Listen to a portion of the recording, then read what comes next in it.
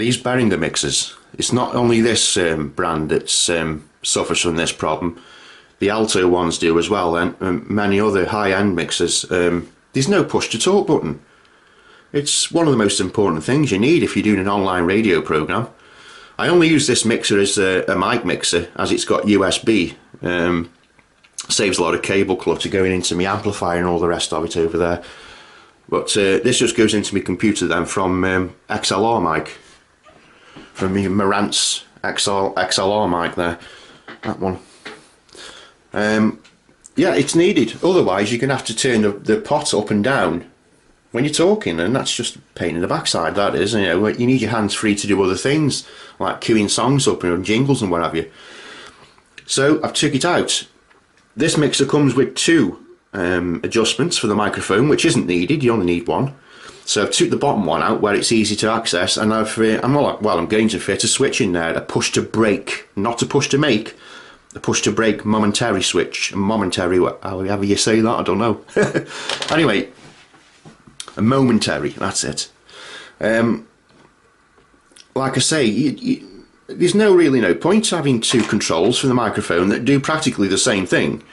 So I've unsoldered the bottom one, the bottom potentiometer there, and I'm fitting a switch, as I say, in the bottom. And if I turn it over, you'll see what I've done.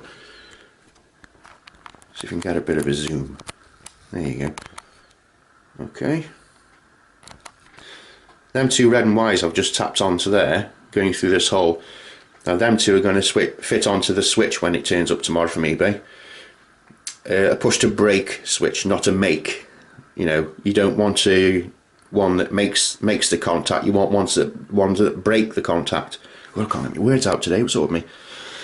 You need one that breaks the contact when you press the button in. And I'm going to have to fit a capacitor on the end of one of these leads here to stop any noise when you're pressing the button, any crackling. That's most important you do that, and I've dug one out to my old parts bin.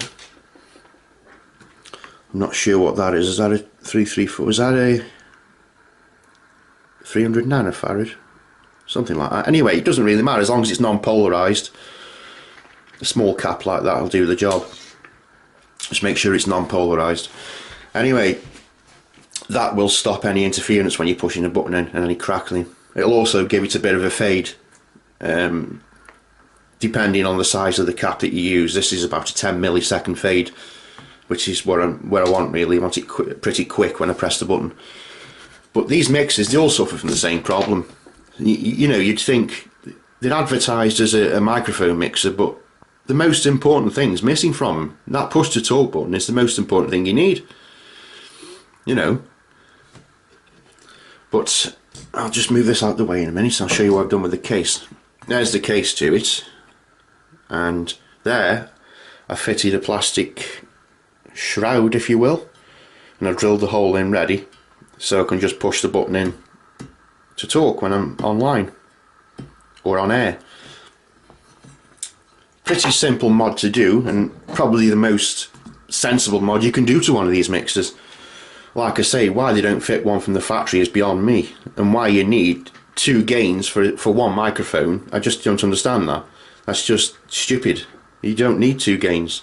You need your one master gain, and then you've got your compressor here. I keep the compressor on full and turn the gain down, so it's basically nothing, and just turn the compressor all the way up, and it gives you a nice balance between volume level and bass and treble here. But anyway, I'm going off the subject. This button will be the most useful thing ever fitted to one of these mixers. I just can't get my head around why they don't fit these at the factory. I mean, you know, it's advertised, as I say, it's advertised as a microphone mixer, and yet one of the most important features isn't fitted. Anyway, rant over. As I say, this is a USB mixer, so it saves all my cable mess and everything.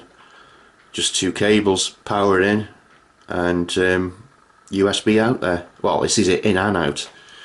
So if I ever do want in future connect up something else to record the microphone, I can do.